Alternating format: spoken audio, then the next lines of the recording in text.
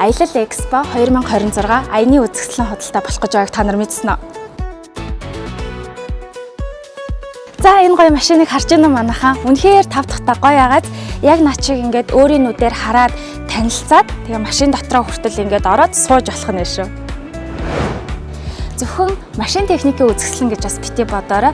Тэнд очиод бүхий л аяны хэрэгсэл, майхан, мишок, аяллаа хувцас гэд бүхэл зүйл таныг хүлээж байгаа. За дээрээс нь том хямдрал, урамшуулал болоод гой хөтөлбөрүүд бас байгаа шүү. 2026 оны 6 сарын 5-наас 14-ний хүртэл Маршлийн гүрний зүүн хойно Туул голын ирэг дээр Ривер парк дээр болох нь байна. Үзхийг хүссэн хүн бүхэнд нээлттэй үнэгүй. Аялал Экспо 2026 хамтдаа аялъя.